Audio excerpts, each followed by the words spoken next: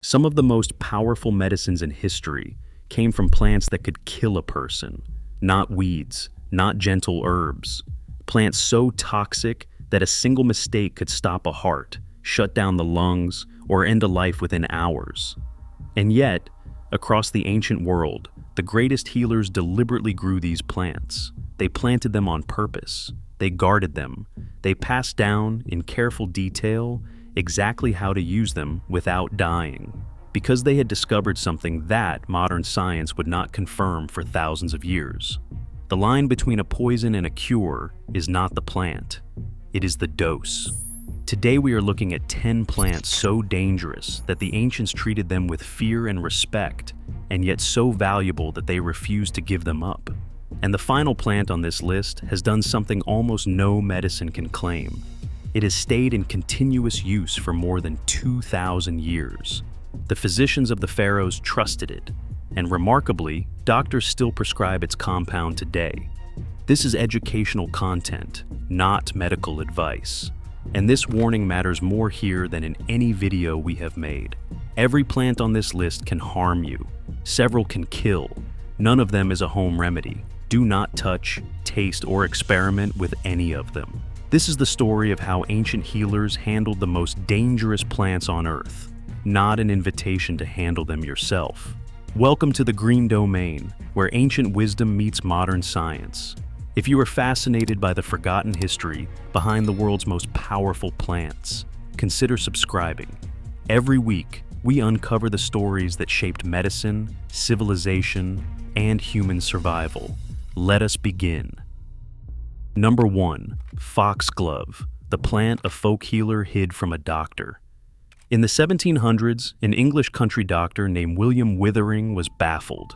A patient of his, dying from a failing heart that had filled the body with fluid, had suddenly recovered. Not from anything Withering had done.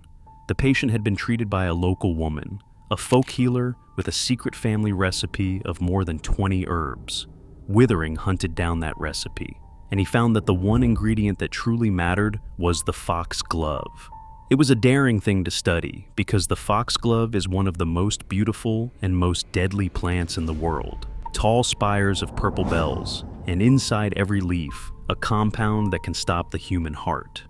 Withering spent years working out the razor-thin dose, recording exactly when it healed and when it poisoned. From his work came the heart medicines, digoxin and digitoxin, still used today to steady a failing heart. A poison from a folk healer's garden became one of the most important heart drugs in history. Number 2. Belladonna, the drops that made women beautiful and blind.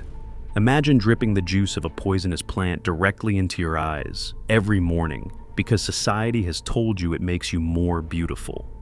In the courts of Renaissance Italy, fashionable women did exactly that.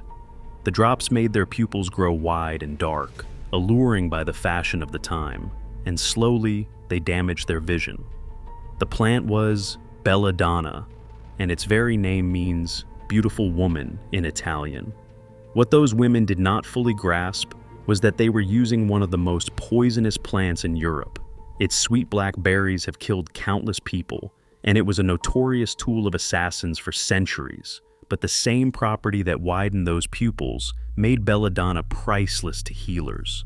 In tiny controlled doses, ancient and later physicians used it to relieve pain, calm violent spasms, and prepare patients for surgery.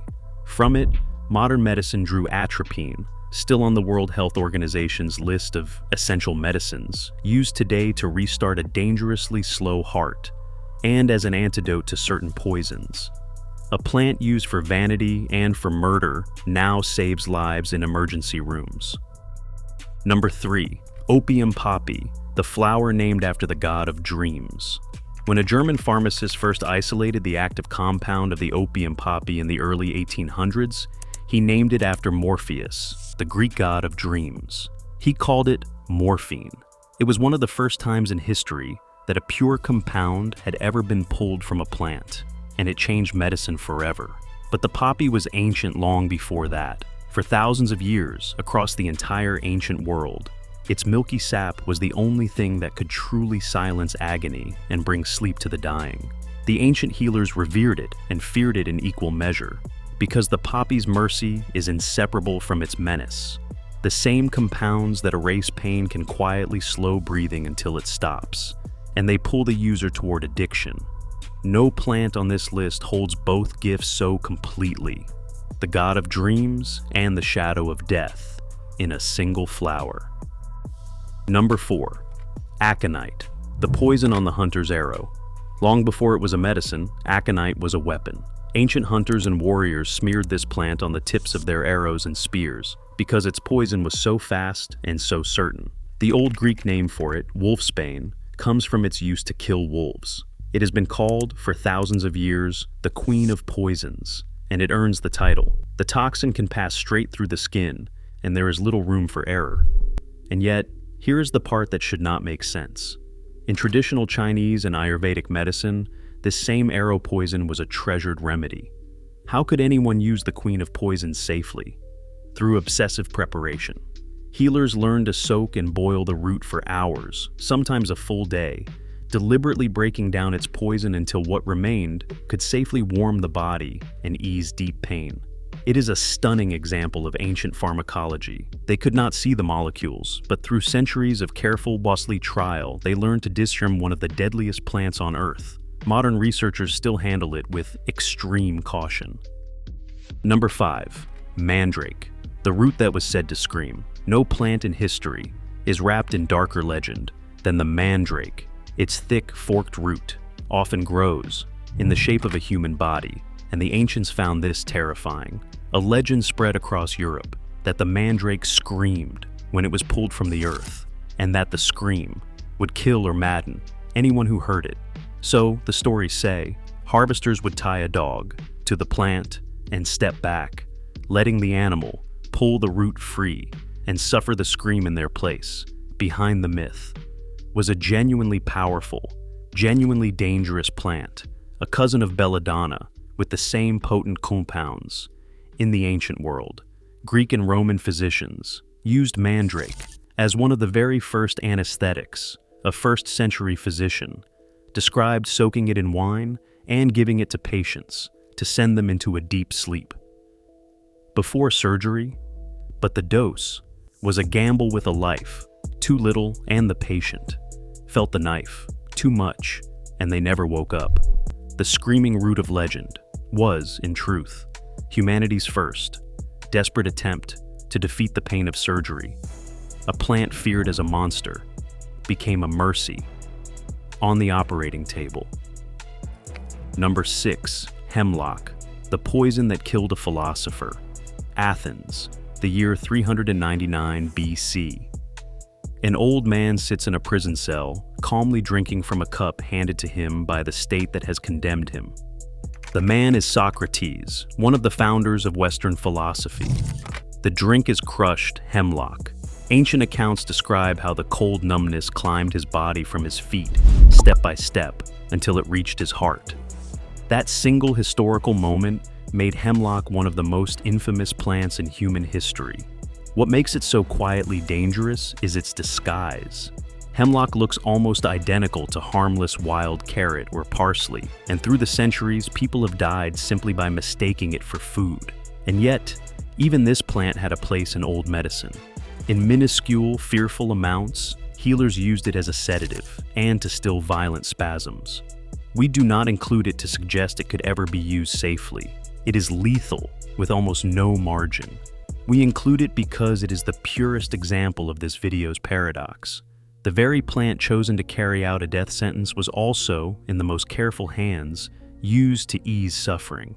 If you are finding this fascinating and you appreciate that we tell these stories accurately, with the danger made clear instead of glamorized, take a moment to subscribe. It genuinely helps the channel, and there is much more of this to come.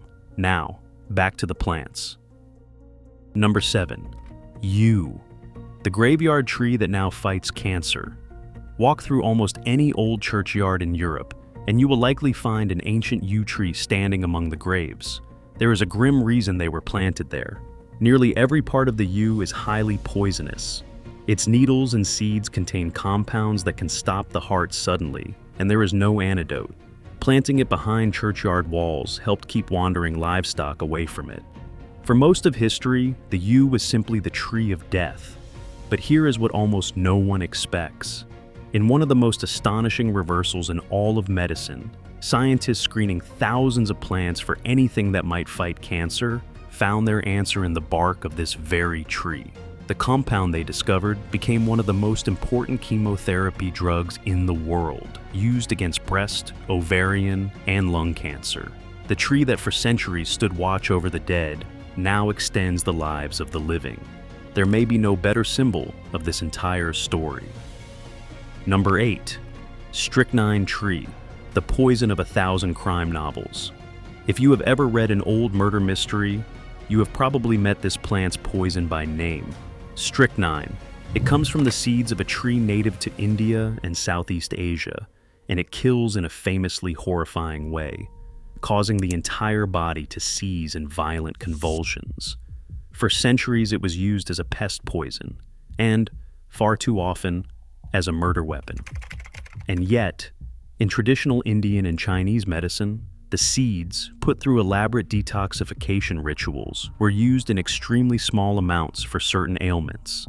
This is a plant where the distance between a traditional dose and a fatal one is terrifyingly small. It stands as a warning woven through this whole story. The knowledge these healers carried was not casual. It was precise, hard-won, and paid for in lives, which is exactly why no one should ever attempt these remedies today. Number 9. Castor bean. One plant, a gentle oil, and a famous poison. Here is one of the strangest facts in the plant world. The castor plant gives us two things that could not be more opposite. From its bean, pressed and processed, comes castor oil, a gentle remedy used since ancient Egypt as a laxative and a skin and hair treatment. It has sat in ordinary medicine cabinets for thousands of years. But from the very same bean, in its raw, unprocessed pulp, comes ricin, one of the most lethal natural poisons ever identified. So dangerous it has been studied as a weapon, and so potent that an amount smaller than a grain of salt can kill an adult. There is no antidote, the same bean, a soothing oil your grandmother might have kept in the bathroom cabinet, and a poison studied by armies. Comfort and catastrophe, grown side by side in a single seed. The only difference is which part is used and how it is prepared. No plant captures this video's central truth more sharply. Number 10. Autumn crocus, the deadly flower still in your doctor's toolkit. We end with a plant that has done something almost no other on this list can claim. It has stayed in continuous medical use for more than 2,000 years. The autumn crocus is a delicate purple flower, and it is genuinely poisonous, with a frighteningly thin line between a helpful dose and a deadly one. But more than 2,000 years ago, ancient Egyptian and Greek physicians discovered that this flower could ease one of the most agonizing conditions they knew, the swollen, burning joints of gout. And here is the remarkable part. The compound from this flower, colchicine, was never abandoned. It is still prescribed by doctors today for gout and certain inflammatory diseases.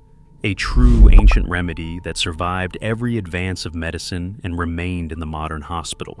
When you reach that far back in time, to the physicians of the pharaohs, and find a medicine still on the shelf today, you are looking at the deepest proof of this entire idea. The ancients were watching something real. So let us step back. The foxglove, a folk healer hid. The nightshade that beautified and blinded. The poppy name for the god of dreams. The queen of poisons on the hunter's arrow. The mandrake that was said to scream. The hemlock that killed Socrates. The graveyard tree that now fights cancer. The poison of 1,000 crime novels. The single bean that is both medicine and weapon. And the ancient flower still easing gout in hospitals today. Every one of these plants could harm or kill, and every one of them, in the hands of patient, careful, observant healers, became a gift. This is the real lesson of the ancient pharmacy. The ancients were not reckless. They were not fools. They were among the most careful observers in human history, mapping the razor-thin line between poison and cure across thousands of years, and paying for that knowledge in ways we can only imagine. Modern science took what they learned, isolated the exact compounds, and made them safe. But the wisdom began in the gardens and forests of the ancient world. One final time, because it matters most of all, never touch, taste, or experiment with any of these plants. What healed in ancient hands did so only through knowledge bought across millennia. These plants are not a challenge to attempt. They are a story to respect. If this journey changed the way you look at the plants growing around you, subscribe to the Green Domain. Every week, we uncover the forgotten history behind the medicines, remedies, and discoveries that continue to shape our lives today. Ancient wisdom, modern proof, real results. I'll see you in the next one.